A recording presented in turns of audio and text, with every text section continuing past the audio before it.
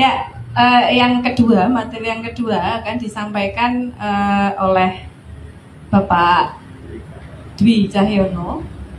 Tadi saya sampaikan di awal kalau tadi Pak Henry menyampaikan topeng itu panji berdasarkan apa yang dilihat dari filosofinya ya. Apakah bentuknya yang tidak hanya bisa dilihat, tapi apa sih di belakang topeng itu? Nah, lalu kemudian yang kedua ini kita akan bersama-sama mendengarkan pemaparan Pak Dwi Cahyono yang kalau dilihat dari judulnya saja sudah akan terlihat bahwa tradisi lampau ya, sesuai dengan apa yang menjadi ekspertisnya beliau. Untuk lebih lanjut, mari kita dengarkan apa yang menjadi dasar-dasar pemikiran terkait lakon kepanjian pada wayang topeng Malang, akar tradisi lampau dan peminatannya kini. Monggo, untuk waktu kami serahkan pada Pak. Assalamualaikum warahmatullahi wabarakatuh. Sugeng siang rahayu Bapak Ibu dan saudara-saudara sekalian. Agak beda dengan serangkaian saresian terdahulu. Memang kali ini saresian yang ketiga ya Pak Soleh, keempat ya. Keempat ini sengaja paling tidak saya itu untuk lebih mengambil lokus itu panji ya, dalam wayang topeng atau topeng dalam Malang gitu. Tadi Mas Hendri sudah mengawali membicarakan itu lebih ke properti topeng dalam kaitan dengan lakon panji. Nah, saya akan lebih fokus ke lakonnya ya, kisah ya. Nah, judul tulisan yang saya coba rangkai dalam kalimat ini adalah varian lakon kapanjian. Masih di awal ya. Varian lakon kapanjian. Jadi varian ini menunjuk pada berbagai. Jadi tidak hanya satu cerita, satu lakon, tapi ada beberapa lakon ya. Varian lakon kapanjian. Jadi sengaja juga saya menggunakan awalan dan akhiran. Jadi panji saya beri awalan K gitu. Jadi awalan lakuno sekarang jadi ke gitu ya. K dan akhiran an, jadi kapanjian. Jadi lakon-lakon yang berkenaan dengan kisah-kisah panji ya, ada banyak gitu ya. Jadi varian lakon kapanjian pada wayang topeng Malang. Nah, judul ini saya beri anak judul yaitu akar tradisi di masa lampau. Jadi apakah lakon kapanjian itu punya akar tradisi paling tidak di Malang Raya pada masa lampau, dan kemudian tidak hanya membicarakan masa lampau, lalu bagaimana peminatannya di masa kini. Nah, jadi dengan demikian saya mencoba untuk lintas masa. Jadi lalu kini, lampau kini, itu lampaunya itu mengarah mengungkap akar tradisinya, dan peminatannya kini itu lebih menunjuk pada realitasnya di masa sekarang. Nanti di bagian akhir saya akan mencoba membicarakan itu sesuai dengan tema sentral, karena tema sentral yang diangkat pada Kebul Topeng kedua ini adalah topeng Malang dalam simpang tradisi. Jadi tidak hanya simpang ijen yang ada, tapi ini simpang tradisi gitu ya. Baik, saya akan bicarakan satu persatu. Untung saya bawa sodo kuning. Ini kalau dipukulkan ke segoro asat ini. Baik, kita lanjutkan ya. Nah, yang pertama Pak. Yang ada angkanya itu. Apa ini ya kira-kira? Loh, Ini yang terus satu, yang kedua Pak. berarti ya itu tadi Yang ya. kedua, Nah, yang ya. kedua. Nah, yang ini mungkin ya. Ya ini baik. Pak, bukan. Bilangnya ini, Yang Pak. satu, Pak. Ini nomor 2. Nomor 1 mungkin ini ya. Nah, apa? Saya mana cari ya. Ini mungkin ya. Dua. Satu anak loro tuh bukan. Itu, Mas. Bukan. Ini 3. Yang satu Harus yang buka. mana? Kau Ini ono lagi. nomor segini hilang. Masa enggak? Yang terkiri. Apa hilang?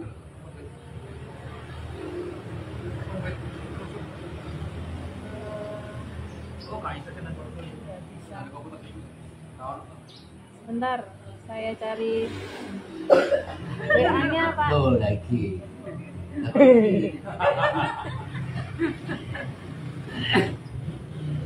WA-nya, Pak. Hah. Bisa paling. Oh, enggak kantor dia. Belum terdownload mungkin. Oh, Mas Henry. Dikirimkan ke saya. Ya. Ya. Iki. Oh, iya, ada mana? Kita ono lho niku rumah. Belum terdownload berarti.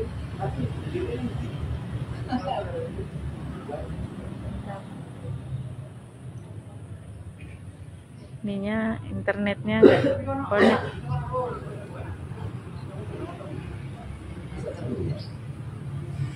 Belum terdownload, Pak. Nah, itu. Bukan, itu nomor 2.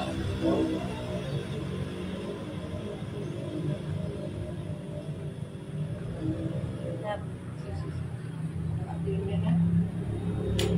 Ada.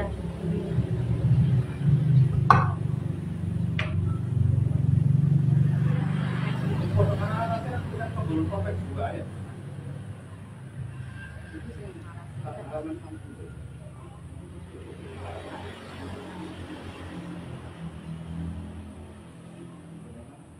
Justru masuk di terakhir kan. Oh, terakhir. Iya. Setelah kabar Kok komputernya nggak connect ya? Harusnya udah. Masih loading. kita pusaka budaya Malang Raya antara dari ya. Antara lain berupa kesenian topeng Malang. Itu Pak Kirim, Mas. Bapak Luke.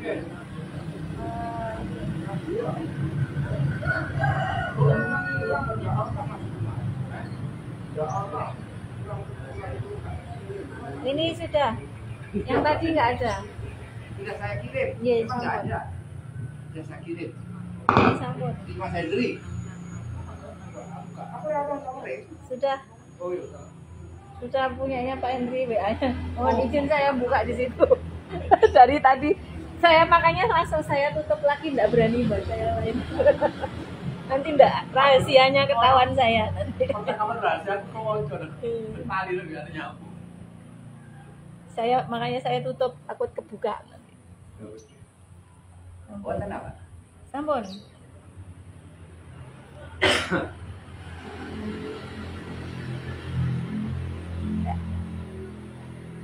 Nah ini Ya, baik. Ya, baik. Terima kasih. Ya, ini saya mencoba membuat rekonstruksi. Mudah-mudahan bermanfaat bagi teman-teman. Paling tidak ini bisa saya pakai untuk bahan kuliah di Universitas Ciputra.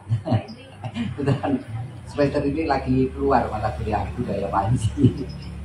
Nanti juga adik-adik di UIN Tulungagung juga saya kira juga satu saat juga saya sampaikan.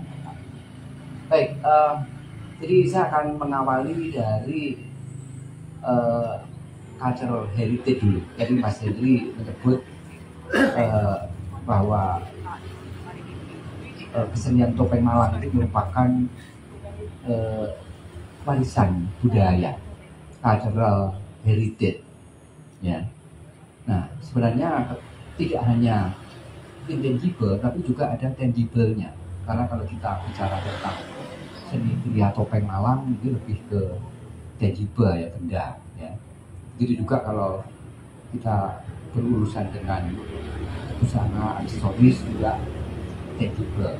Tapi kalau kita berurusan dengan pementasan sebagai seni pertunjukannya, termasuk lakonnya ya intangible. Jadi dalam topeng Malang ini, kesenian topeng Malang ini sebenarnya tangible dan intangible hadir. Saya juga sering katakan ojo keburu untuk menyebut satu cabang kesenian atau sub cabang kesenian itu tangible atau intangible, bisa saja kedua-duanya hadir. Jadi tangible itu bukan dua yang sama sekali terpisah, bisa saja saling isi ya. Di kesenian topeng ya ada tangible-nya, ada intangible-nya. Artefaknya ada gitu ya. Topeng-topeng yang 50 tahun ke atas itu sudah artefak gitu ya. Itu sudah cagar ya, cagar budaya yang tangible. Baik. Jadi pada cultural heritage Malang, tepatnya di sini Malang Raya, di dalamnya antara lain terdapat kesenian topeng Malang. Ini bukan satu-satunya. Ada cultural heritage di Malang, ada cultural heritage yang lain selain topeng Malang.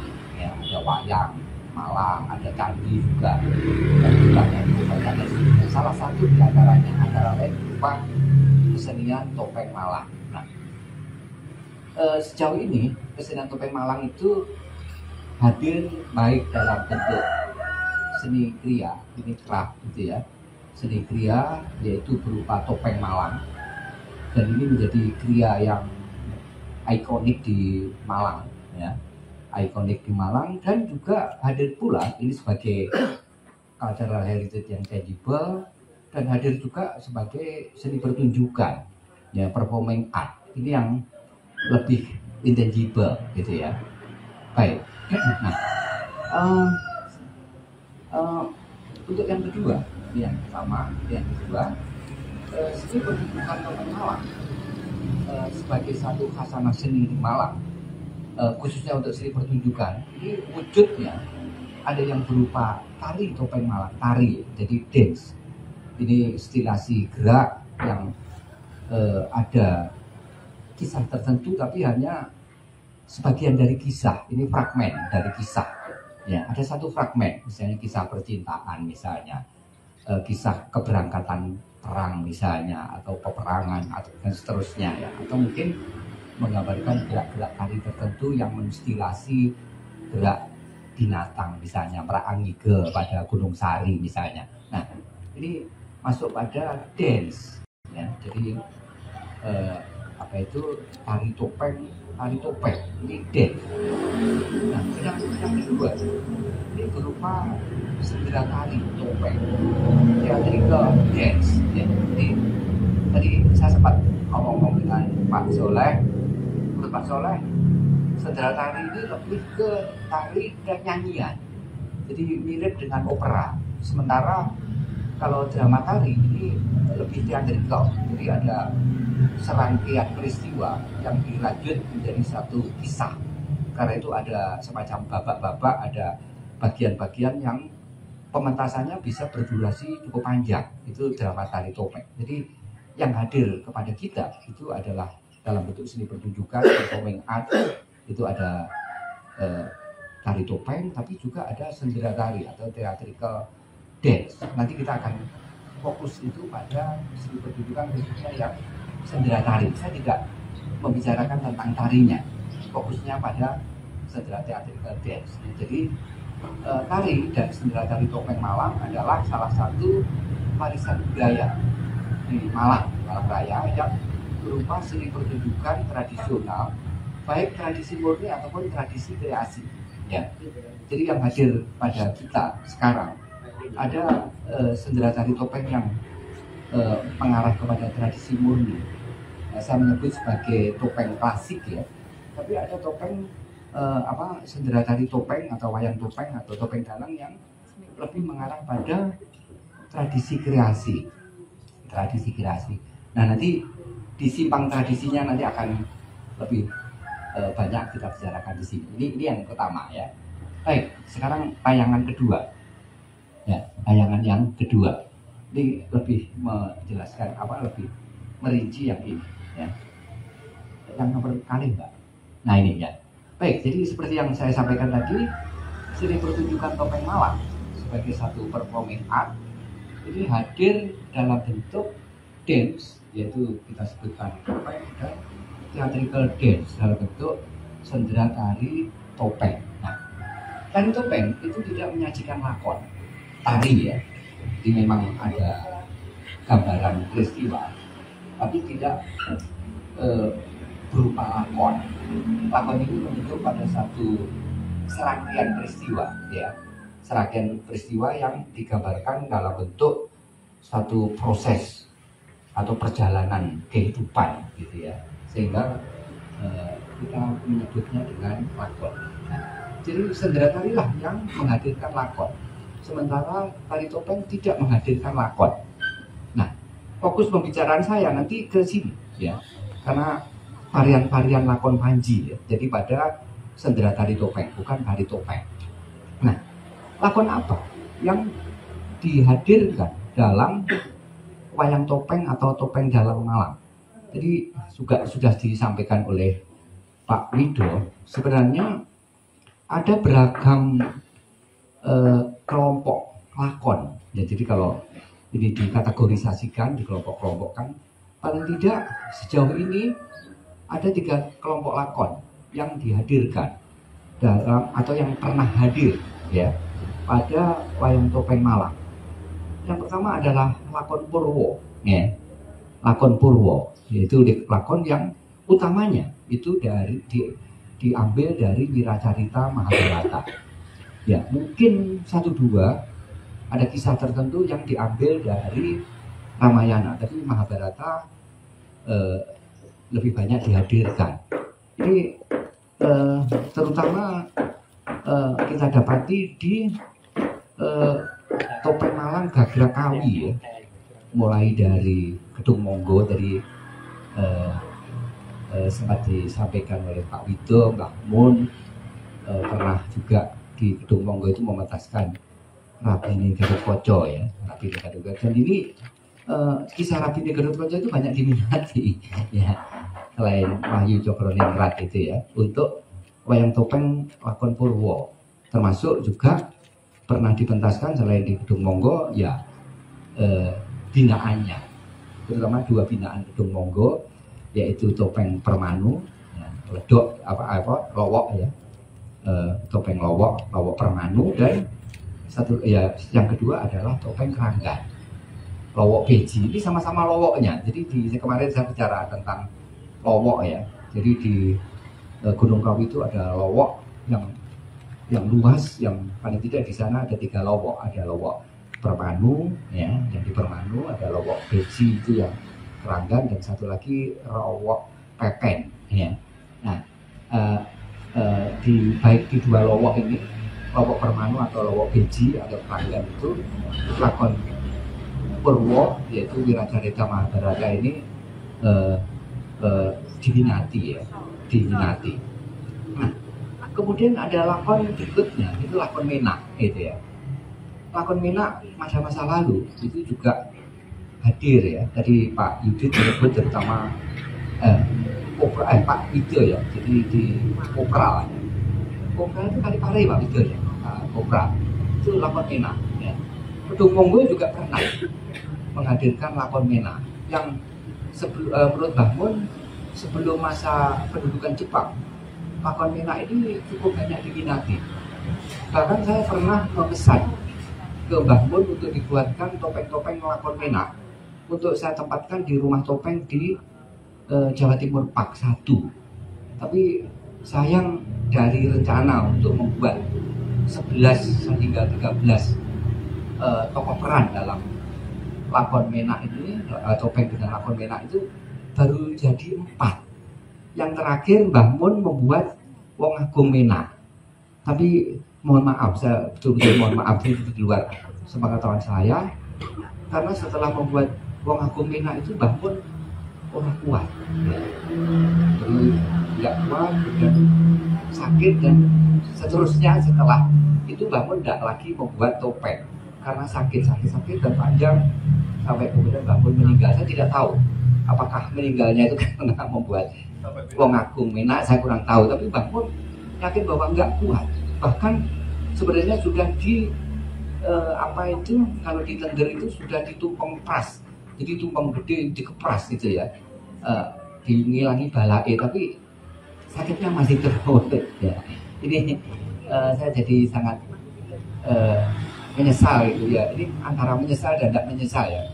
Tidak menyesalnya itu karena topeng Wong Agung Menak itu sempat dibuat Mbah Mun dan sekarang ada di Jatim Park, ini termasuk karya Mbah Mun terakhir. Yang terakhir setelah itu Mbah Mun tidak berkarya lagi karena sakit gitu ya. Nah, jadi ini sudah tidak terlalu banyak ya dipentaskan, tetapi di masa lampau ini juga diminati ya, terutama di kalangan yang Islami karena ini memuat kisah yang banyak diminati oleh umat Muslim, yaitu berkenaan dengan cerita-cerita Persia. Ini Persian story, cerita-cerita Persia ya. Nah, kemudian lakon berikutnya lagi yang saya tarik di bawah ini adalah lakon Panji ya. Nanti fokusnya di sini, jadi fokus lakon Panji. Ada varian-varian kisah Kapanjian, ya ini.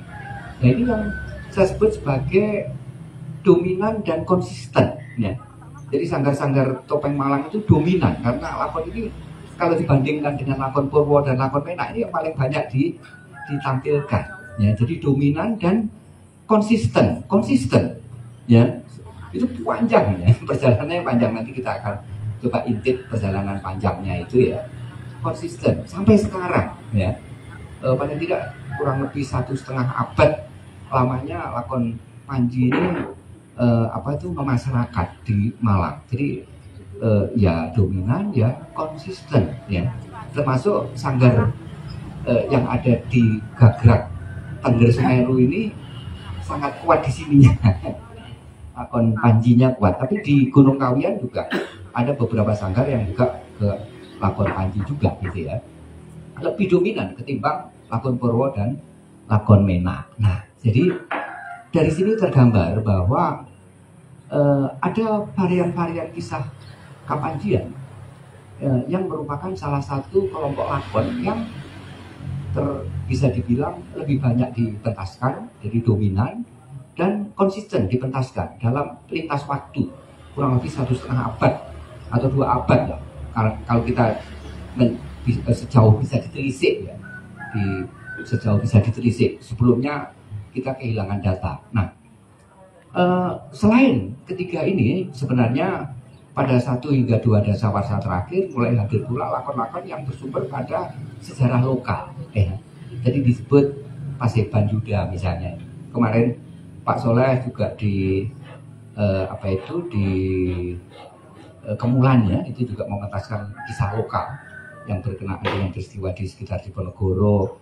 Nanti mendatang di bulan September ini teman-teman Keranggan juga mengangkat kisah lokal, yaitu sejarah desanya itu berkenaan dengan prasasti Keranggan ya. Nah, dan ini mungkin akan muncul lagi. Pak Soleh juga pernah mementaskan Cakrawala Mandala Nusantara juga. Nah, jadi kesejarah-kesejarah lokal, kesejarah daerah ini juga mulailah paling tidak 1 hingga 2 dasawarsa terakhir itu mulai turut mengisi khasanah lakon pada wayang topeng Malang ya. Nah, selain itu ada tradisi lisan Jawa ya. Tradisi lisan Jawa, jadi oral tradisi ya. Cerita lisan Jawa ini juga mulai hadir, misalnya cerita ini terutama cerita lisan Jawa yang sedikit banyak bisa dicantolkan ke wayang topeng. Misalnya Sri Sedono itu juga dicantolkan ke wayang topeng dan nyerempet-nyerempet dengan Panji ya. Ada juga Batak Sodolanang, itu sebenarnya juga di Babat Tanah Jawi ya. Jadi kisah di dalam Babat Tanah Jawi yang juga akhir-akhir ini juga dipentaskan dalam wayang topeng dan diberi warna Panji, di coloring. Jadi Panji coloring, diberi warna Panji. Bisa saja ini kisah yang sebenarnya tidak berwarna Panji, kemudian diberi warna Panji di coloring. ya, jadi dipanjikan. Nah ini saya kira ini menjadi menarik ya. Sebenarnya kisah itu sebenarnya kisah yang mungkin tidak betul-betul menjadi kisah Panji ya, baik itu Panji mayor atau Panji minor, tapi kisah yang lain tapi bisa juga dipanjikan ya, dipanjikan. Nah di samping itu masih ada kisah-kisah lain yang mungkin bisa suatu saat menyusul ya.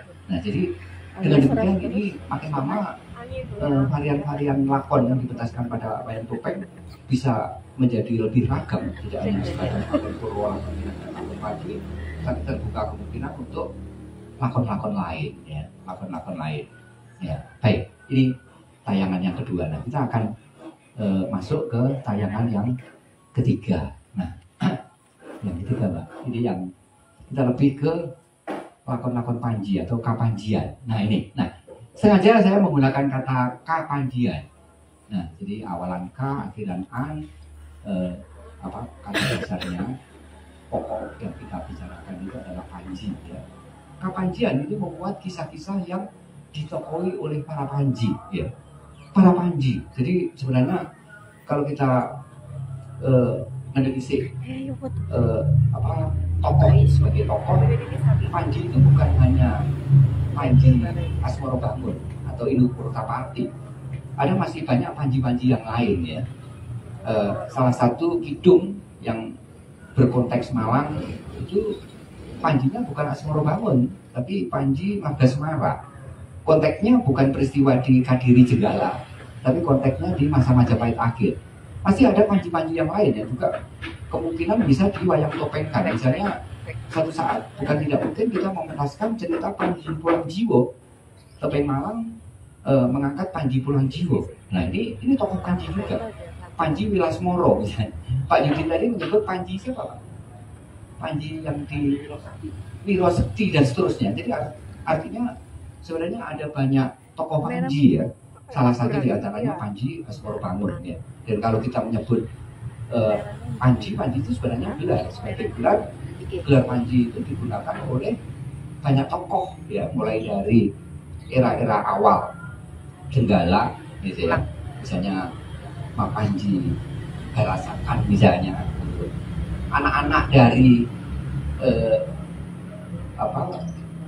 Bango Samparan yang 4 laki-laki itu juga memiliki unsur sebutan nama Panji gitu. Itu juga para Panji ya.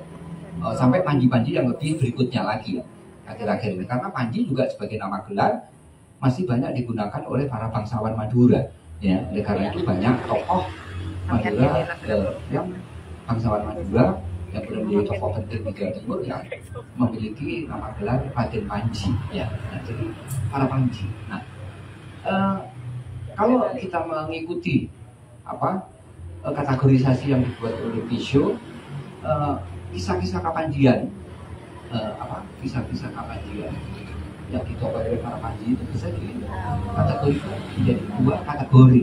Ini yang sering kali kita berbicara bersama Mas Henry, itu ada Panji yang mayor, ini terutama cerita Panji yang historical settingnya, latar sejarahnya adalah kerajaan Jenggala Panjalu. Nah, topeng-topeng Malang ini banyak yang mengambil Panji mayor, tapi juga ada Panji minor, gitu ya. Jadi cerita ini polanya mirip dengan pola Panji mayor, yaitu biasanya terdiri atas 3 episode ya, dari integrasi, disintegrasi, reintegrasi dan seterusnya, gitu ya. Ada percintaan, ada hubungan kasih ya, yang menjadi solusi dari suatu permasalahan ya, dan seterusnya. Tapi tokohnya tidak lagi tokoh yang latar historisnya, latar belakang sejarahnya Jenggala Panjalu, yaitu Panji Inu Kertapati atau Panji Asmoro Bangun dan Sekar tadi, tapi bisa ditokohi oleh tokoh lain. Misalnya Panji Margasmara itu tokoh laki-lakinya bukan Panji Asmoro Bangun, tapi Panji Margasmara. Tokoh perempuannya bukan Sekar Taji, tapi Ken Chandrasari. Ya, jadi menggunakan sebutan Ken. Nah, jadi Ken masih dipakai terus itu sampai di era Majapahit akhir. Buktinya di bisa apa berhitung pada marga Semarang, putra dari Rangga Singasari itu namanya Ken Chandrasari, ya Ken Chandrasari. Nah jadi gini ya. Nah baik, kita akan sedikit menelisik ya perjalanan kisah Panji ya. Nah mula-mula kisah Panji atau Kapanjian ini merupakan hadir sebagai susastra lisan, jadi susastra lisan, jadi cerita lisan, jadi oral story ya, jadi cerita lisan, oral tradition, cerita oral tradition atau oral story yang berlatar sejarah era Kadiri atau Panjalu dan Jenggala. Ini abad ke-11 sampai abad ke-13 Masehi. Jadi kisah-kisah ini sebagaimana lazimnya di Jawa, peristiwa-peristiwa masa lampau itu kemudian hadir menjadi cerita lisan, tradisi lisan, ya, cerita lisan, oral story atau oral tradition yang diturunkan secara lisan dari generasi ke generasi. Dan sebagai cerita lisan ini hadir di Jawa ini antara abad ke-11 gitu ya. 11 ini setelah Mataram pecah menjadi dua, yaitu tahun 1049 pasca meninggalnya Era dan seterusnya. Ini sampai memasuki masa Singasari. Ya. Kita belum tahu pasti apakah di masa Singasari kisah Panji itu sudah dituliskan dalam bentuk susastra teks. Kita belum jumpai. Karena itu sebelum kita mendapati bukti bahwa ada susastra tekstual dari era Singasari yang berkenaan dengan cerita Panji, maka saya mengatakan sampai dengan masa Singasari abad ke-12 kisah Panji itu masih sebatas hadir sebagai susastra oral, susastra lisan. Ya. Lalu susastra oral ini, susastra lisan ini kemudian mengalami transformasi menjadi paling tidak menjadi tiga, ya, bertransformasi menjadi tiga bentuk susastra, ya, yaitu susastra literal, ya. Jadi susastra literal ini hadir menjadi kitab-kitab Panji dalam bentuk kidung, ya.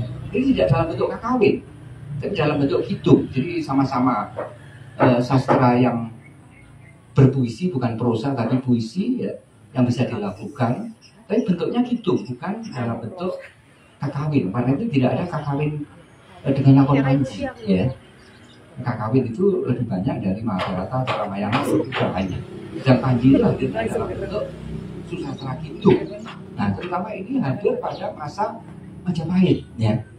Masa Majapahit, jadi pasca Singasari baru hadir dalam bentuk susastra literal, nanti susastra oral. Dan ini kemudian juga hadir lagi pada masa perkembangan Islam di era Kesultanan Islam dan setelah Kesultanan Mataram, dan setelah Mataram kemudian pecah jadi Ngayogyakarta, Surakarta. Itu juga ada beberapa lakon Panji yang dihadirkan, termasuk Panji minor itu misalnya tentang kisah di Jawa Timur bagian timur itu kisah Minak Jinggo dan Kedorowuwu dan seterusnya, ya, Agama Wulan dan seterusnya. Ini juga ada kemiripan-kemiripan dengan cerita Panji, paling tidak Panji minor. Ini hadir, ya, dalam bentuk susastra tekstual, susastra literal pada masa Majapahit, dan tradisinya masuk sampai masa Islam. Ya. Saat ini kita masih belum mendapati adanya karya-karya sastra masa kini, ya, masa kini, entah itu prosa atau puisi yang kemudian menghadirkan cerita Panji. Mungkin perlu satu saat, ya, ada semacam novel gitu, ya, atau ya kitab semacam kidung, ya. Nanti mungkin Pak Surya sangat memungkinkan, ya, untuk membuat satu kidung dengan kisah Panji, ya, di masa kini, karena setelah masa perkembangan Islam, setelah era Ngayogyakarta, Surakarta, ya, abad-abad ke 18-an itu sudah hampir tidak hadir lagi. Itu monggo. Jadi dimungkinkan nanti kalau sudah hadir satu, bisa saja nanti akan berpindah, akan menyusul, ya. Boleh dalam bentuk prosa, boleh dalam bentuk puisi juga boleh, bahasa Jawa boleh, bahasa Indonesia boleh, gitu, ya. Nah itu yang sebenarnya Paseban Buddha itu embrio embrio ya. Nah, sekarang kan sudah jadi literal ya kan, jadi buku ya. Ini embrio untuk hadirnya semacam itu ya, semacam itu. Ya. Dan bahasanya bahasa Jawa halus ya, ada tembangnya gitu. Mirip-mirip itu ya. Nah, moga-moga nanti akan bisa dikuatkan lagi betul-betul menjadi satu kitab Panji masa kini lah di abad 20 ya.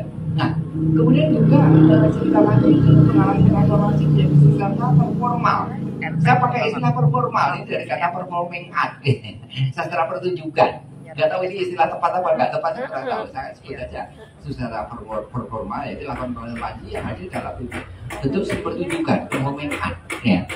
Nanti kita akan bicara itu ya. Nah, ini hadir di era Majapahit dan berlangsung sampai sekarang, panjang sampai di Malang Raya ini ya. Ini panjang sampai sekarang, perjalanannya panjang. Jadi kalau dengan demikian sebenarnya kehadiran itu cerita Panji ya dalam bentuk seni pertunjukan, lakon Panji seni pertunjukan ini sudah sejak era Majapahit, katakanlah abad 14 itu sampai sekarang ya, itu sudah 3/4 milenium, panjang banget perjalanan lakon Panji itu, panjang sekali ya sampai sekarang. Nah, kemudian juga ada dalam bentuk susunan visual, yaitu relief cerita Panji, baik itu relief Panji yang mayor ataupun yang minor. Yang minor itu antara lain adalah Sri Tanjung dan sebagainya, Mas Hendri ya, ini yang termasuk Panji minor. Nah, jadi paling tidak mengalami transformasi, mengalami alih wahana dari wahana yang semula berupa oral wahananya menjadi literal, menjadi performa, menjadi visual, gitu ya. Nah, ke depan masih bisa dianak-pinakkan visualnya, misalnya tidak lagi relate jadi komik misalnya, film misalnya, video misalnya, mau bawa aja, gitu, bisa dianak-pinakkan. Nah, jadi tergambar bahwa pementasan kisah-kisah Panji dalam seni pertunjukan merupakan salah satu transformasi dari tradisi lisan Kapanjan. Salah satu di antara transformasi, dan ini jejaknya panjang. Ya, seperti saya katakan sudah 3/4 milenium, 800 tahunan lah kurang lebih gitu ya. Nah, ini tayangan yang ketiga ya. Jadi sekali lagi bahwa beruntung kita mendapati jejak panjang. Jadi jejak panjang lakon Panji, lakon Kapanjan itu di dalam seni pertunjukan. Ya, nah, terutama nanti seni pertunjukan yang menggunakan properti topeng. Ya. Saya tidak tahu apakah di era Majapahit itu lakon Panji itu sudah mengenakan topeng atau belum.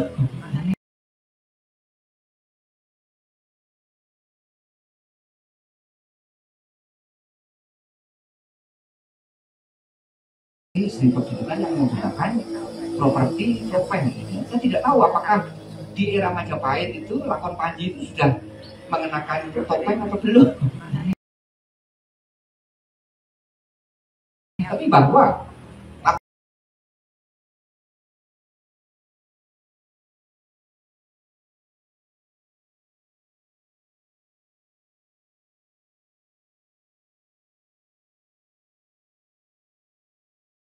almarhum Pak Hendri Supriyanto yang menjadi penulis makalah tentang itu.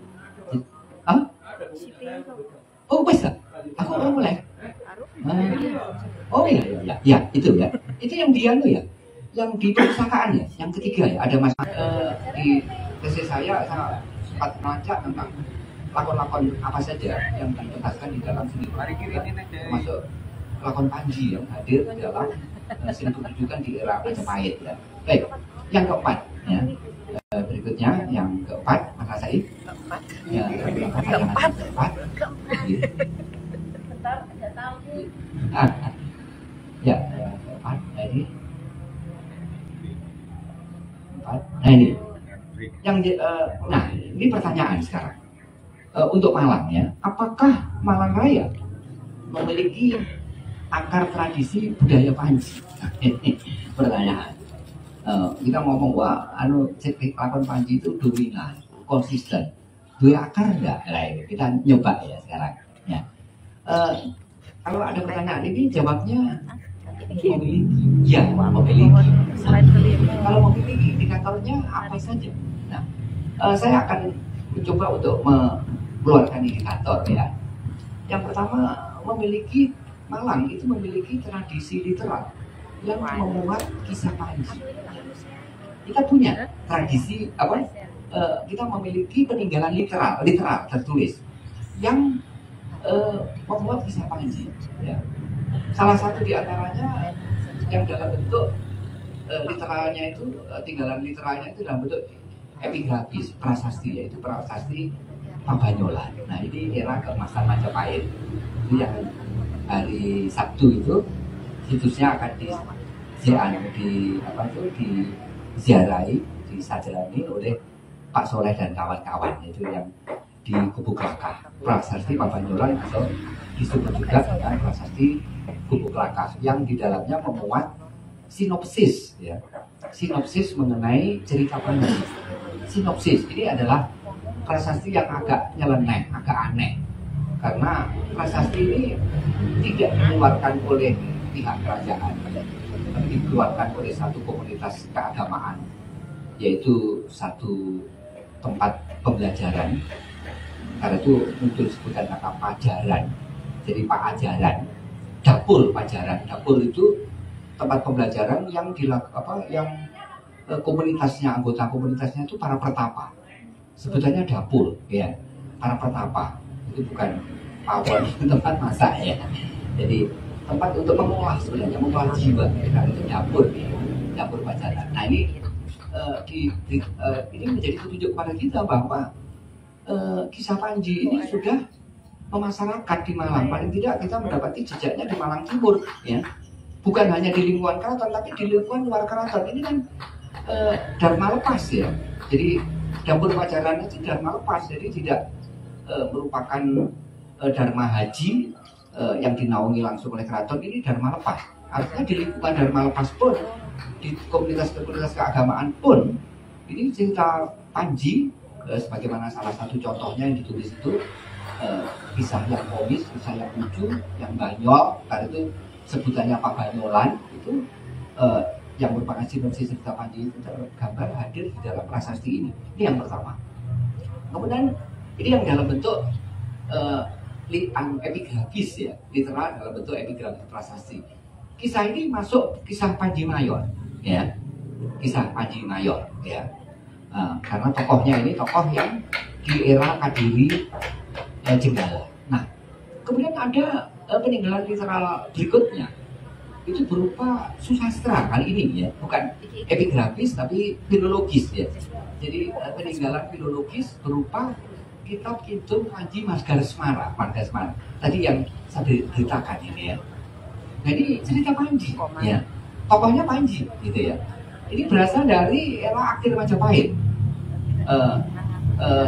setelah Wikramapardana, jadi sekitar era Suhita, jadi abad tahun 1400 akhir menjelang 1500, gitu, ya. Ini sangat berkonteks Malang.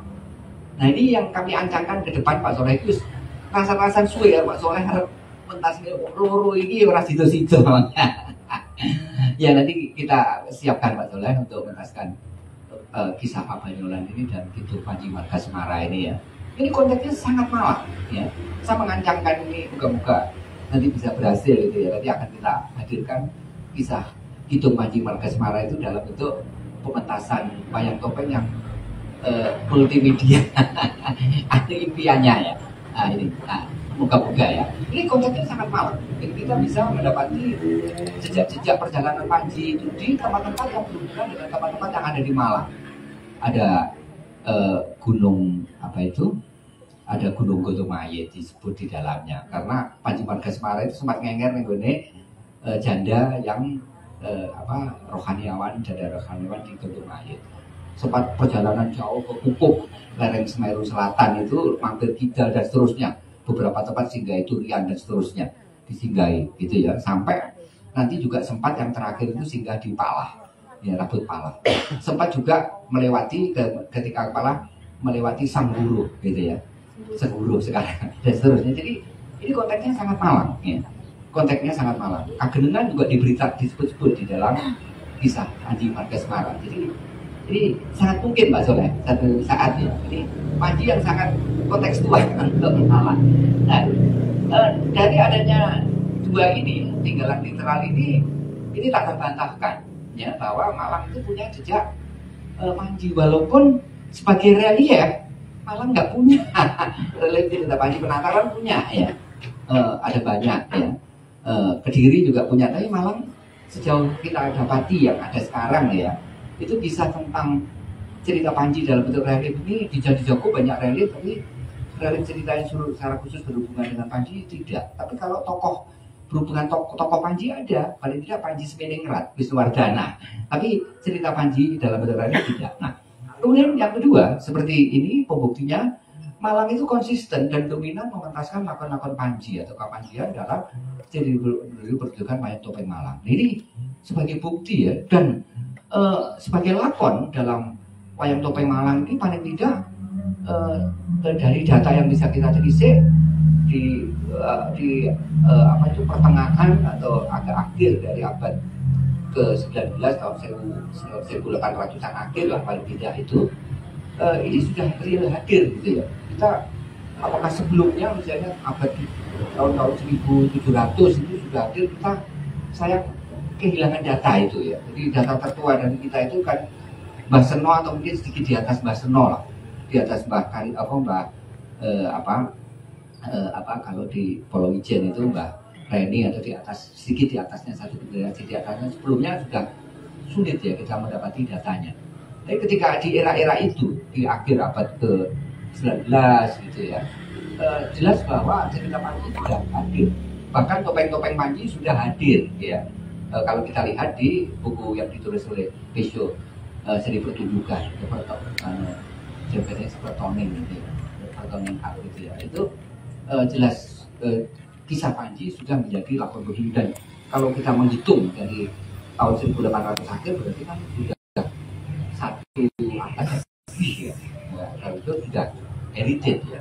Nah, kemudian di samping itu ada tradisi lisan dalam bentuk legenda, dan ada para pejabat-pejabat daerah yang juga mengenakan tokoh-tokoh nama-nama Panji. Misalnya anak bangku Samparan tadi saya sebut ya. Kemudian ada Panji Semeningrat, ada kata Panji di sini untuk Wisnuwardana. Ada Panji Pulang Jiwo, ini kisah penting yang berkenaan dengan bedah Malang ya, babat Malang. Kemudian ada Panji Wilas Moro, itu juga salah satu tokoh pejabat di Malang yang sangat penting juga berkaitan dengan perjalanan sejarah pemerintahan di Malang. Nah, kemudian berikutnya lagi ada Panji yang kemudian menjadi nama paling akhir itu. Ada museum Panji ya. Terus mulai Rebu ada museumnya. Ada musik Panji Laraswara itu ya. Pak Wibi juga membuat cemaringan itu dengan nama Panji gitu ya. Nanti kemudian ada mungkin yang lain lagi ya, akan ada lagi dengan titik-titik Panji. Jadi dengan demikian nanti ke depan akan beranak pinak ya, mungkin ada Laskar Panji, ada Monggo gitu ya. Kalau sepak bola di itu Laskar Jawa Tingkir itu lapangan Malang ya, Laskar Robo, Laskar Kenang Robo, Laskar Panji ya monggo saja. Saya penting nggak tahu lah. Ya. Baik. Nah ini paling tidak beberapa saja ya, beberapa indikator yang menunjukkan bahwa ada akar transmisi lakon-lakon Kapanjian itu yang ada di Malang. Perjalanannya panjang ya, paling tidak ada 800 tahun cerita Panji itu mengisi di Malang ya, mengisi seni pertunjukan, ikut memberi warna terhadap seni pertunjukan yang ada di Malang. Nah, yang terakhir ya, nanti kalian jawab. Nah, monggo sedang terakhir, yang kelima, tidak begitu banyak ya. Nah, ini yang paling akhir. Nah, ini. Nah, lakon Kapanjian dalam seni pertunjukan wayang topeng Malang lintas masa. Nah, jadi saya membagi masa itu menjadi 3, yaitu dulu, kini, dan akan datang. Jadi past, present, dan future gitu ya. Nah, dulu ya, paling tidak ya, sejak medio abad 19, jadi 800 pertengahan atau 800 akhir, telah dipentaskan lakon-lakon Kapanjian dalam wayang topeng Malang gitu ya. Tapi boleh jadi kalau kita merujuk pada Panji Pabanyolan itu tidak hanya menulis literalnya, tapi mungkin pada waktu itu sudah dipentaskan mungkin ya. Tapi kita tidak mendapatkan informasi jadi seni pertunjukan, tapi sebagai sebuah karya literal, walaupun sinopsis itu kan jelas hadir di prasasti. Kemudian sebagai suatu karya literal dalam bentuk susastra, kisah Panji minornya itu juga hadir dalam itu Panji Margasemana. Tapi dalam bentuk seni pertunjukan sejauh ini kita kok belum. Tapi ada pertunjukan topeng, ada era sendok, tapi kan pada waktu itu cerita Panji belum dipentaskan sebagai lakon di era sendok loh ya. Kan ada prasasti yang menyebut tapuk, tapel dan seterusnya ya. Nah ini paling tidak ya kita aman di sini aja lah, di medio abad 19 gitu ya. Medio ini di atasnya Mbah Seno, di atasnya kayak Rene itu Panji sudah hadir dalam bentuk cerita lakon. Ini hadirnya sebagai tradisi murni. Katakanlah ini merupakan cerita Panji klasik ya, klasik ya. Sekarang sudah jadi klasik. Nah, lalu bagaimana sekarang? Nah, tadi saya katakan ada cerita sekarang ada konsisten dan dominan ya, ada konsistensi dan dalam secara dominan untuk mementaskan lakon Panji, lakon Kapanjian dalam wayang topeng Malang baik sebagai tradisi murni ataupun tradisi kreasi. Ya, ada yang masih menggunakan jalur tradisi murni, tapi juga tidak jarang sudah masuk ke sini tradisi kreasi. Jadi kalau di sini masih hadirnya sebagai tradisi murni, di sini mulai muncul tradisi kreasi ya. Paling tidak mulai tahun 90-an, memasuki tahun 2000 itu wayang topeng Malang, kasih Kapanjian itu sudah hadir dalam bentuk tradisi kreasi. Di sinilah terdapat adanya pemajuan. Ya, kalau kita ngomong pemajuan kebudayaan, lebih khusus lagi adalah kesenian, lebih khusus lagi cerita topeng, sudah ada ikhtiar untuk memajukan, yaitu berkreasi tanpa meninggalkan akar tradisi. Ya, ada kreasi tapi akar tradisinya masih terus. Ya. Nah, harapannya ke depan formulanya gitu, memajukan itu ya berkreasi tanpa meninggalkan akar tradisi. Nah, lalu bagaimana mendatang? Pertanyaannya, dengan sekarang mendatang gimana ya? Karena topeng ini kan berada dalam simpang tradisi di sini. Ya. Nah, kita sekarang ada di sini. Jadi lampau ini sekarang ini mendatang. Ini berada pada simpang tradisi. Nah ini kalau di Thailand sampai ke kuliner dan macam-macam ya. Nah ini monggo. Ini tanpa janjian sama Mas Henry, tadi Mas Henry memberikan contoh Thailand, saya nggak gitu ya Pak. Ini mestinya harus dianak-inakan. Nah jadi supaya apa? Supaya tidak hanya kita lestarikan, tapi kita manfaatkan, kita fungsikan dengan banyak produk turunan itu akan fungsinya menjadi lebih kuat, jadi tidak kehilangan fungsi. Kemudian yang kedua, memperkuat ekosistem kesenian topeng alam. Di topeng Malang itu harus kita lihat sebagai satu ekosistem. Ya. Ekosistem artinya ada banyak komponen. Ya. Salah satu komponen dalang. Komponen dalang sing boleh dikatakan mumpuni wis dadi ya. Nah itu lah karek loro. Pak Soleh dan Pak sama satunya. Nah itu, ya mohon maaf itu ya sudah tergolong usianya sepuh ya. Nah, ini kan darurat ini di komponen dalang. Ya sindennya masih agak lumayan ya. Yang lebih parah lagi itu juga busana dan aksesoris. Ya, kita itu butuh busana aksesoris itu banyak. Ya, tapi perajin busana aksesoris yang pure topeng, nah itu bisa dihitung gitu ya. Mau butuh busana aksesoris tuh neng Solo, tuh neng Jogja dipakai neng Malang. Nah, ini juga darurat. Belum lagi di pengerawit itu ada pengerawit pemusik-pemusik tertentu yang sangat penting, misalnya kendang wayang topeng dan seterusnya. Ini jadi kita perlu memperkuat ini ekosistem, terutama komponen-komponen sing lemah, apalagi darurat itu mesti fresh program. Jadi kursus dalang wayang topeng, nah, itu, kursus ya, itu sekolah dalang wayang topeng ini darurat. Ya, itu. Jadi sudah darurat ya, itu sudah kalau di rumah sakit itu di apa itu setingkat UGD. Nah, kemudian yang kedua, yang berikutnya lagi adalah membangun jejaring pelaku kesenian topeng Malang. Nah, ini penting jejaring ini. Dan kegiatan yang dilakukan di Gembul Topeng ini secara tidak langsung sudah membangun jejaring. Tadi malam saya tanya Pak Soleh, yang sanggar yang ikut Mangayu Bagio berapa di Malang Raya? 13. Tambah situ tahun lalu 12. Tambah Keranggan. Moga-moga tahun depan bisa tambah 1-2 lagi gitu ya. Nanti akan berharap pindah sehingga masa subur Topeng Malang seperti yang tergambar di tahun-tahun 1900-an awal itu akan hadir lagi ya. Ya itu, jadi telulas ini.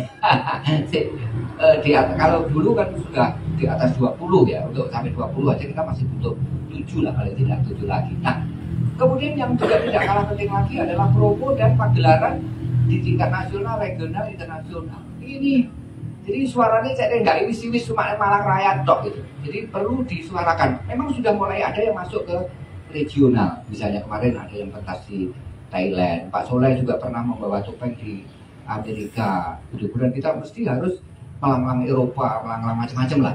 Jadi promo dan pagelaran tidak lokal harus cukup lah. Malang Raya itu cukup bisa, cukup. Nah, yang ini yang saya kira perlu didorong itu ke promo ini juga penting ya, promo ya. Pemerintah di Malang Raya ini juga harus mempunyai corong ya yang kuat itu ya, secara nasional atau regional untuk mempromokan secara nasional, regional atau bahkan lagi internasional. Jadi muhibah regional gitu. Kita mau roadshow Asia Tenggara misalnya, roadshow Eropa, roadshow Amerika dan seterusnya. Ini saya kira penting gitu, roadshow Jepang gitu. Baik, nah dan sebagainya. Ini adalah tantangan ya. Jadi kesenian Topeng Malang mesti sanggup menjawab tantangan zaman. Jadi kita ditantang oleh zaman. Ya. Zaman ini kan berubah ya. Berharap kesenian Topeng Malang mampu terus berfungsi dalam lintas masa pada kancah dinamika. Ya. Mampu berfungsi. Kalau sudah tidak berfungsi, ya Topeng Malang mesti mati. Jadi akan dysfunction. Ini kan dinamik ya. Dinamika, ada roda yang bergerak, yang berubah. Apakah dalam perubahan itu Topeng Malang masih mampu mengkontribusikan fungsinya? Kalau sudah tidak mampu mengkontribusikan fungsinya, sudah mengalami dysfunction, akan mati dengan sendirinya. Nah, jadi kesenian Topeng Malang mesti sanggup menjawab tantangan zaman, mampu eksis dalam kancah dinamika sosial budaya. Nah, jadi mampu eksis. Ini yang nggak gampang dalam kancah dinamika sosial budaya. Dan yang terakhir adalah Topeng Malang harus mampu beradaptasi dengan jiwa zaman yang berubah dari masa ke masa. Jiwa zamannya itu berubah, gitu ya, dari masa ke masa. Oleh karena itu, satu saat ya kita mesti pentas Pak Soleh, wayang topeng itu dengan multimedia, gitu ya. Karena jiwa zamannya masuknya ke sana ya, gitu ya. Pak Marsam aja hitungan wis YouTube ya. Atau pengen berarti YouTubean juga gitu ya. Nah ini jiwa zaman ya. Nah, kata kuncinya apa? Kata kuncinya adalah ikhtiar. Ada 3 ikhtiar utama, yaitu eksplorasi. Eksplorasi belum cukup ya. Walaupun sudah banyak tulisan, banyak peneliti tentang Malang, ternyata masih belum cukup. Jadi perlu dieksplor lebih lagi. Yang kedua konservasi, ya konservasi. Karena walaupun kita akan melakukan kreasi-kreasi, tapi kreasi yang berbasis pada akar tradisi. Dan yang terakhir adalah fungsionalisasi. Harus mesti terus berfungsi. Kalau sudah dysfunction, mati, gitu, pasti mati, gitu ya. Nah jadi 3 hal inilah yang menjadi ikhtiar, ya. Salah satu contoh ya anak pinak itu yang terakhir, Pak. Yang terakhir anak pinaknya ini contoh. Di anak pinakan ini contoh sederhana saja. Saya melihat anak pinak itu. Foto yang terakhir penutup. Satu lagi, yang satu fotonya ada apa enggak? Itu. Oh, apa yang sana? Ada foto terakhir. Mana enggak? Oh, enggak ada ya? Ya. Jadi di saya enggak ada ya. Jadi di bagian terakhir itu ada foto yang menarik ya perhatian kita. Nah ini anak pinak ya. Jadi bagaimana Topeng Malang itu di anak pinakkan menjadi gardu, gardu kampung. Ini gardu loh ya. Ini atapnya, ini ada tempat duduk, jadi orang bisa duduk di sini. Bentuknya topeng. Ini contoh ya.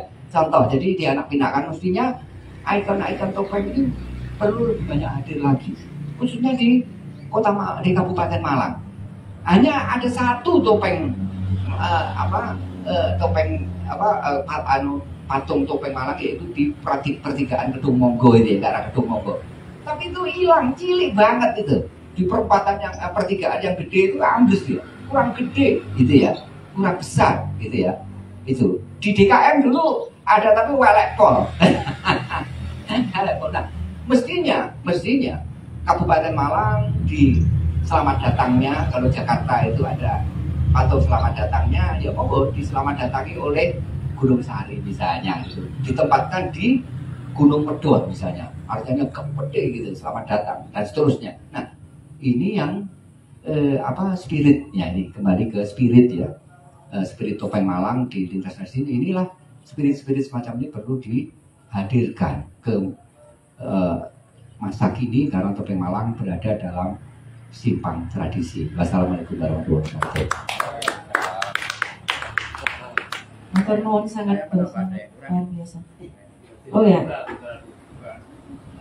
baik, itu tadi sudah kita dibawa dari masa ke masa, mengingat masa lalu yang kemarin, dan kemudian ternyata tantangan yang kita hadapi, terutama saya dan adik-adik generasi kita setelahnya itu ternyata cukup berat ya. Kalau melihat dari apa yang sudah disampaikan oleh Pak Dwi tadi. Monggo, ada yang ingin menambahkan, monggo Pak Soleh. Ya, mohon maaf, barangkali Pak Dwi terlupakan sedikit tentang prasasti. Bentuk seni pertunjukan yang pertama bukan di Mojopahit, tetapi bahkan di Malang. Buktinya apa? Prasasti Himat dan Prasasti Dinoyoa. Ini kan lupa sendiri yang gitu. Prasasti Himat itu menunjukkan adanya pertunjukan memakai properti yang disebut juruning mangarakat. Jadi ada tari yang memakai properti rakyat atau topeng. Itu satu. Nah, diserat lagi pada Prasasti Dinoyoa. Pimpinan pertunjukan itu disebut pataweh, yaitu adalah dalang, juru cerita. Demikian juga di Prasasti Jeru juga sudah disampaikan adanya tapuk pertunjukan-pertunjukan itu di dalam rangka untuk memperkuat sistem pertanian. Nah, lalu kemudian di Candi Dago sebenarnya kalau kita merunut setting cerita, latar cerita yang diciptakan menurut D.D. Brett bahwa Kertanegara membuat kisah-kisah leluhurnya di Kediri, di Jenggolo, di Kediri, Urawan, dan Singosari. Kisah Ari Dharma itu settingnya adalah di Urawan. Itu sudah masuk di dalam ranah cerita Panji. Itu yang agak bisa dibuat acuan bahwa Malang masih adanya suatu awal seni pertunjukan, walaupun abad 8 itu sudah ditengarai adanya kerajaan Kanjuruhan yang mengadakan upacara-upacara sraga, yaitu mengentas arwah supaya sampai ke alam nirwana, dengan dibuatlah wahana yang namanya topeng dari kayu cendana. Hingga Pak Dwi juga memperkuat bahwa di daerah Batu ini masih ada gunung jenenge Gunung Cendono. Nah, jurangnya juga Jurang Cendono ini. Berarti sampai sekarang pun apabila kita melihat orang meninggal dunia, ya sih topengan ini tinggal kapas karo kayu minyak cendono. Ini artinya tidak hilang sama sekali. Itu tentang akar tradisi di Malang. Beberapa masalah varian tadi sudah kami coba menerus untuk tantangan zaman. Misalnya cerita candi kita angkat bahwa Pakem Wayangan Internasional Senawangi mengharapkan ada sebelum sebuah desa, selamatan desa itu ada 5 lakon. Yang pertama itu lakon Sesadirojosoyo, yang kedua lakon Sri Sedono, di mana Sri Sedono juga memberi kontribusi kepada cerita Panji. Lalu yang ketiga Sudomolo, keempat itu malah cerita Singosari, namanya Kunjoro Karnoruwat. Bahkan Kunjoro Karnoruwat ini ada di relief Candi Jago. Oleh karena itu Kunjoro Karno pernah saya buat jadi wayang, dari wayang menjadi ketopeng.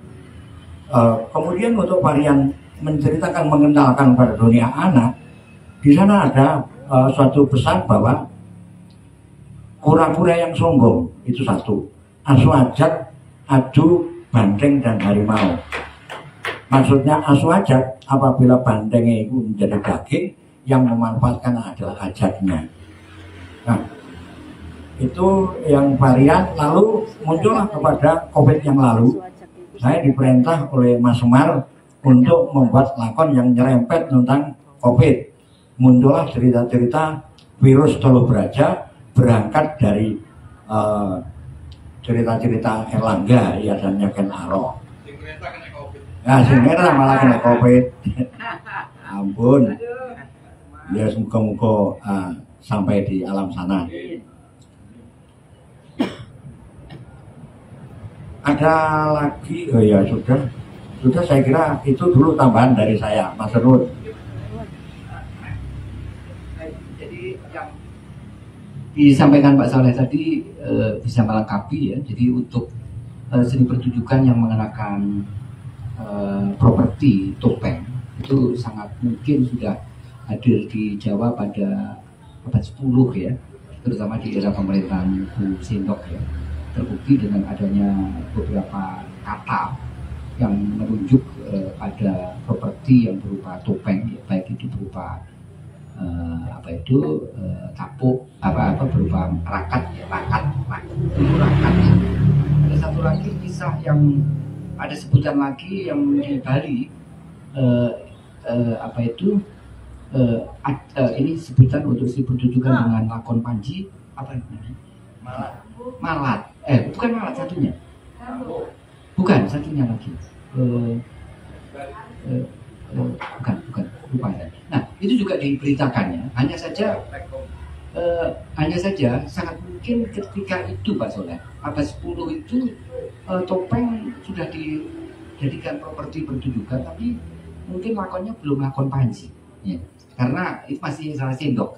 Nah, lakon Panji itu yang mayor itu historical settingnya Jegolo Panjalu ya, Jegolo dan Pangjalu atau Kadiri. Nah ini kan era pra, masih Mataram ya, masih belum muncul kerajaan Jenggara dan Panjalu. Jadi barangkali pertunjukan berproperti topeng di abad 10 di era Sendok itu mungkin lakon-lakon Purwo.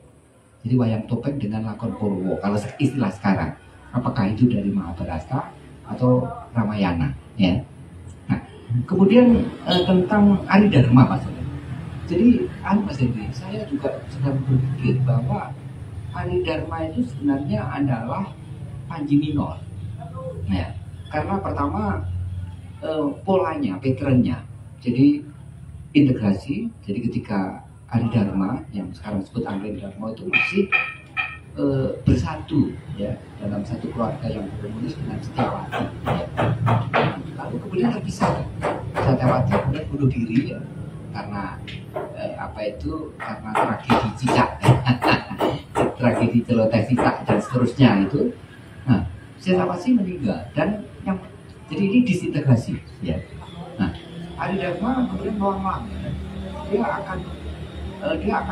dia ingin berupaya berikhtiar untuk mendapatkan istri lagi, tapi istri ini adalah istri yang ya, sangat mirip paling tidak mirip dengan istrinya yang sudah meninggal itu, yang sudah labuh kening atau labuh pati itu, yaitu Setyawati. Nah, perjalanannya panjang sampai kemudian menemukan seorang wanita yang punya kemiripan yang dekat banget itu dengan Setyawati, dan kemungkinan itu adalah titisannya Setyawati. Ini adalah reintegrasinya. Oleh karena itu seperti halnya cerita Sri Tanjung boleh jadi Aridharma ini juga kisah Panji tapi kategorinya Panji minor, ya Panji minor.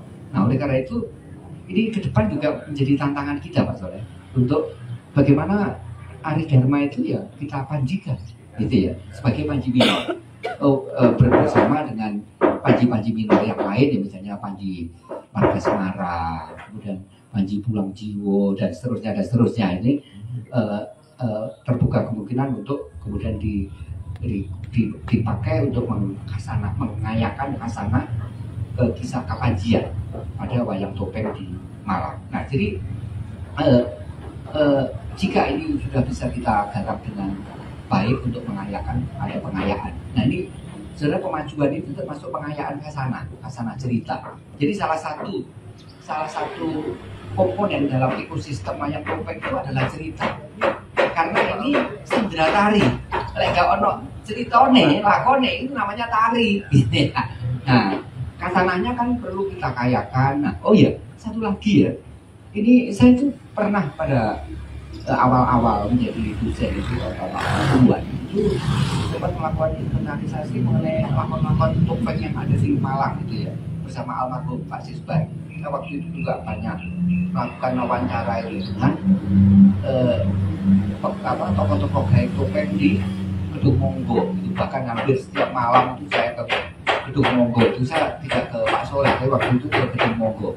Nah, yang Pak Soleh waktu itu yang mengeksplor Pak Sisbah. Nah, hasil penelitian itu ada, hanya saja masih saya simpan.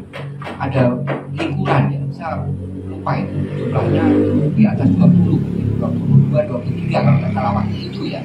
Mungkin sekarang lebih beranak pinak gitu ya. Nah ini saya kira perlu ke depan khasana lakon-lakon Kapanjian di dalam wayang topeng Malang itu bisa kita hadirkan seperti Purbajaraka, cerita Panji dalam perbandingan itu. Hanya saja lebih kita analisis ya. Jadi nanti mungkin kisahnya adalah bentuk sinopsis, tetapi kita beri kelengkapan ya. Jadi misalnya amanah ceritanya apa, pesannya apa, terus kemudian tokoh-tokoh perannya siapa saja, tokoh peran utamanya, alurnya dan seterusnya. Jadi lebih dianalisis semacam itu sehingga nanti ini paling tidak bisa menjadi bacaan ya.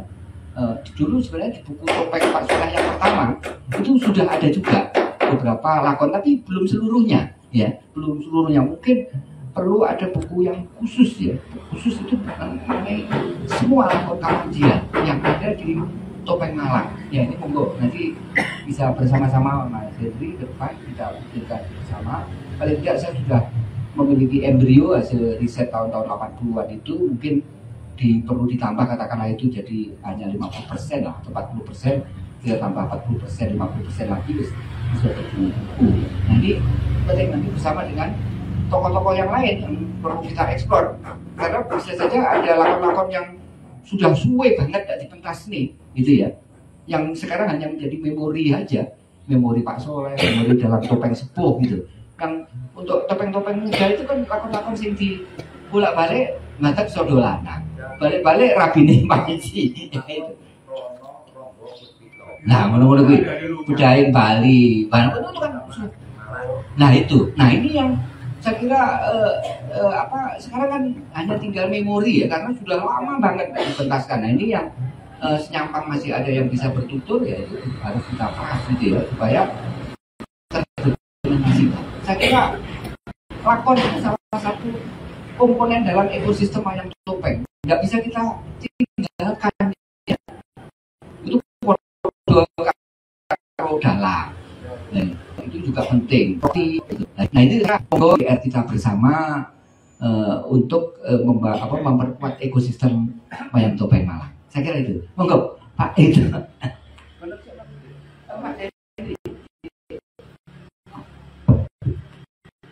Terima kasih. Saya menyampaikan dua pertanyaan. Yang pertama soal tadi Mas Dwi menyebut Panji perlu dianak-pinakkan. Saya selama ini dalam pengamatan saya ada 3 hal yang menarik yang sudah dilakukan. Yang pertama adalah oleh Gia Sukasa. Dia seorang desainer, dia seorang memproduk busana, bahkan juga table manner dengan mengambil sumber desain wayang beber. Dan menginternasional. Jadi dia apa namanya di fashion show di Eropa, Amerika itu menggunakan busana itu. Tinggal dicek di YouTube, Google, banyak sekali produk-produknya. Jadi Gaya Sukasa Panggabean ini punya butik yang khusus memproduksi motif bebek yang notabene itu adalah panji. Kemudian yang menarik, bulan berapa itu ya, di UM ada seorang doktor yang baru masuk ujian doktornya, itu pengusaha dari Pasuruan, dia namanya Nurul, dia bordir. Ya, jadi dia seorang pengusaha, akademisi sekaligus seniman. Ya, punya rumah bordir. Hati-hati keliru kan. Jadi orang pelat. Dia mengambil apa namanya disertasi, ya dokternya di Solo, tapi ujiannya kemarin di Malang di sebuah hotel gitu ya. Dia mengambil bordir itu dengan sumber wayang beber juga. Artinya ini sudah meningkat, tidak sekedar batik. Kalau gaya itu kan batik, ini sudah bordir meningkat. Yang ketiga, yang sekarang ini masih kandidat doktor, itu dari Ubaya, namanya Bu Wina. Itu dia sekarang sedang memproduksi dan mengajukan untuk topik disertasinya aksesoris pengantin. Jadi mulai dari kalung, cincin, giwang segala macam itu dengan motif panji. Ini sekarang masih tinggal promosi aja dulu. Ini menarik.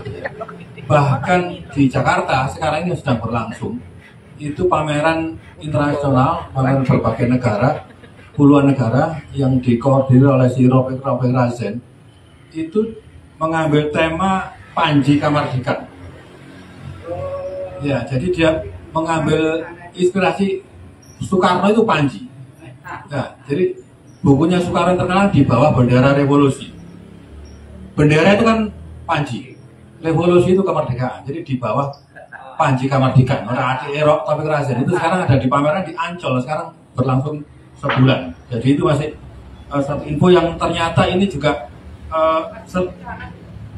apa? Oh ya si Jum. Ya, artinya selama ini kan saya selalu memprovokasi agar Panji ini dianak-pinakkan, dan ini saya buka webinar tiap bulan, tiap Kamis ketiga. Itu silakan ikuti webinar budaya Panji. Kalau bulan September itu jatuh pada tanggal 21 September, tiap Kamis jam 2 sampai jam 4.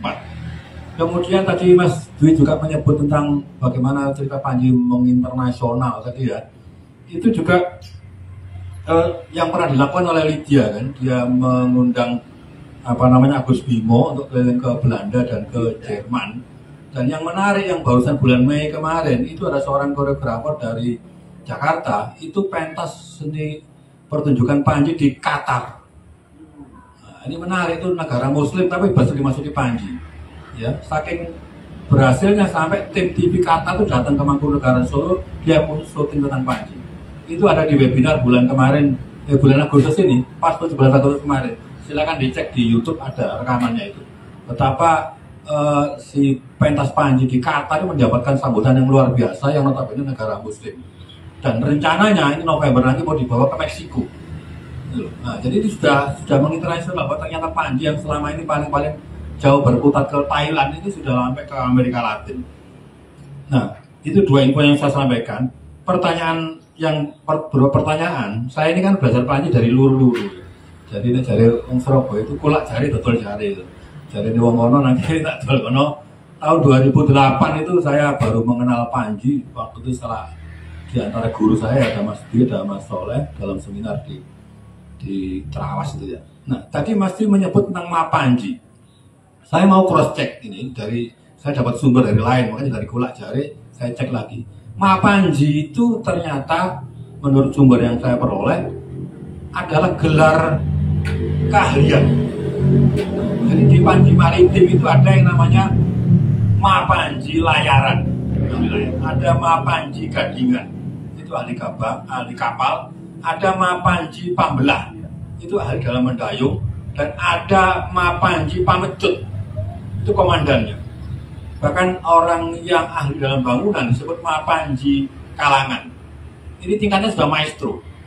Nah, di bawah Mapanji ada juru, ada juru welah, juru matampar, juru layar, juru martani, itu ahli pertaniannya, juru undagi, ahli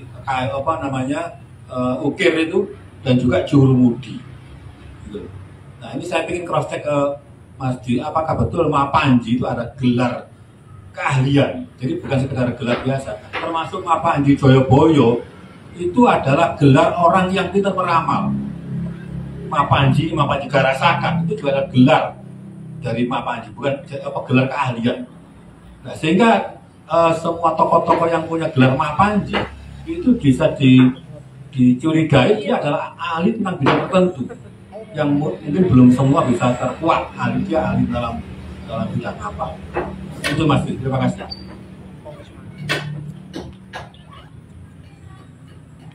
Iya Pak Hendri, terima kasih informasinya ya. Paling tidak pada satu dasawarsa terakhir ya, saya masih ingat dulu dengan Pak Soleh, dengan Mas dengan Pak anggota Dewan dulu, Pak siapa Pak Soleh ya? Siapa? Hari Sasongko ya. Terus ada adik iparnya Pak Soleh yang meninggal ya.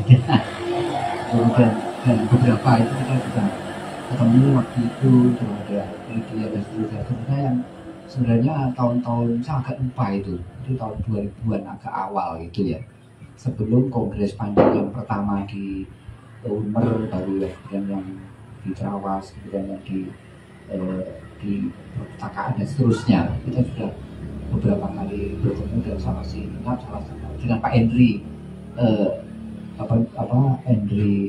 Hendri Supriyanto juga ikut juga, itu kita sempat pertemuan di Nongko Jajah, Sawo Jajah dan seterusnya. Kita juga sempat ke Trawas dan sebagainya waktu itu Pak Soleh ya.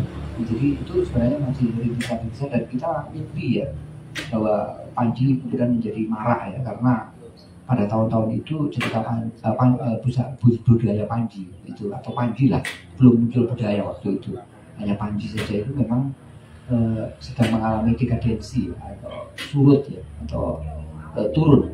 Kalau di perputaran itu sudah berada di bawah dan kita mencoba mengangkat lagi, dan alhamdulillah dalam waktu kurang lebih 1,5 dasawarsa, terutama 1 dasawarsa terakhir ini sudah mulai makin marak lagi itu. Dan saya juga yang di Qatar ini kayaknya saya sempat ikut di persiapan awal. Saya waktu itu dengan Fajar Solo ya, Fajar Solo, Fajar Mangkunegaran ya, dengan Deni sebagainya, dengan masih kerabatnya Prabowo Gerindra itu. Nah waktu itu mengancamkan untuk pementasan Panji yang di Qatar gitu ya. Setelah itu tidak ada kabar karena yang bersangkutan ini sakit dan sebagainya, tapi ternyata jadi, saya syukur itu ya. Jadi kita tanyakan itu waktu itu, kita mau angkat apa yang akan kita kibarkan di internasional, itu membina masalah mengelola masalah bagaimana menata permukiman yang baik kalangan ya, tanen, itu membuat satu tanen dan seterusnya. Jadi dia expert di bidang sosial, khususnya yang berkaitan dengan permukiman. Jadi sangat mungkin ya dengan demikian ini lebih memberikan gambaran kepada kita bahwa Panji itu muncul pada para expert gitu. Terlepas dari expertnya, apakah itu expert dalam bidang militer, expert dalam bidang sastra misalnya, expert dalam bidang penerjemahan misalnya, Panji Joyoboyo misalnya, atau expert dalam bidang keterampilan yang sangat khusus langka gitu ya. Dan dia adalah orang-orang yang memang menguasai secara mendalam, jadi sangat ahli yang tidak dimiliki oleh banyak orang, itu bisa mendapatkan sebutan Panji. Dengan kata lain bahwa Panji itu menunjuk pada orang yang bukan sembarangan, ya, bukan orang sembarangan. Jadi orang yang terpilih karena latarnya. Terima kasih. Maksud saya bedanya antara Panji dan Mapanji. Kalau Panji dan Mapanji, ya, jadi Panji itu kata dasarnya ya, Panji ya. A itu adalah awalan, karena itu bisa disebut A Panji atau Ma Panji gitu ya, itu awalan. Nah Jadi awalan itu adalah apa yang melakukan tugas sebagai gitu ya. Jadi Mapanji misalnya dia Mapanji Pambelah gitu ya, dia kan ada posisi sebagai pimpinan untuk hal yang berhubungan dengan katakanlah pemekaran ya. Mapanji itu orang yang expert dalam urusan dalam tugas yang gitu lah. Jadi A bisa Mapanji bisa A Panji karena awalan A dan Ma itu bisa bukan. Kita bisa menyebut Mapanji, tapi kita juga menyebut Apanji. Misalnya Mapanji Darasakan. Gitu. Ya, baik. Saya kira itu, monggo. Pak Wido. Mas Dwi, misalkan kalau pating itu kan, saya lebih senior lagi, tingkat lebih tinggi kan Mahapating. Apakah Mapanji juga tingkat lebih tinggi dari ya, baik. Jadi kata dulu ya di masa lampau itu juga ada penyebutan singkat ya. Mahapating itu sebenarnya sebutan panjangnya ya Mahapating ya.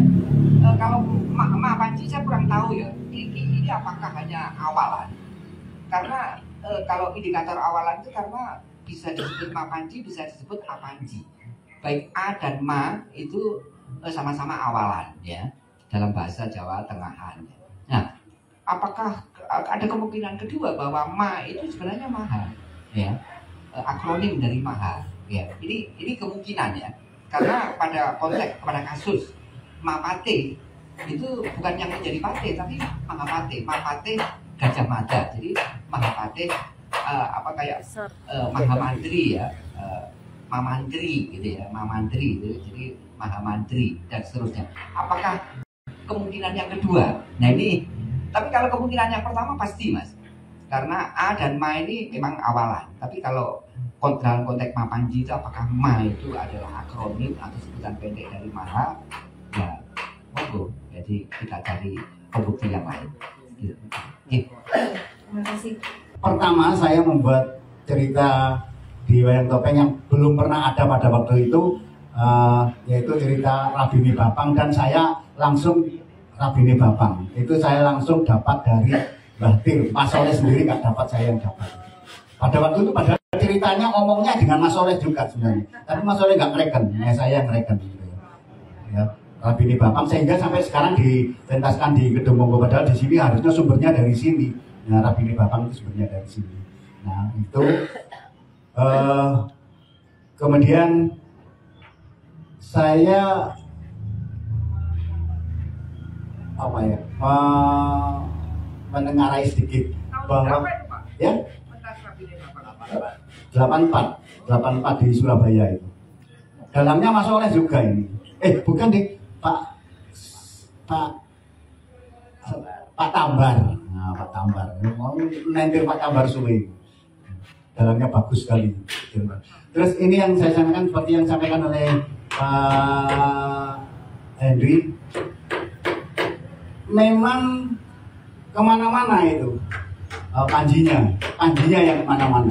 Tapi harapan kami, ini termasuk harapan kita, harapan kami bahwa yang kemana-mana itu bukan panjinya saja, tapi malangnya. Maksudnya itu malangnya. Jadi kalau bahwa wong Solo nang dindi, ya wis ket biyen wong Solo nang dindi, wong Jogja nang dindi biyen. Tapi kan bukan malang. Panjinya yang lah, panji kan jogatan panji biasa.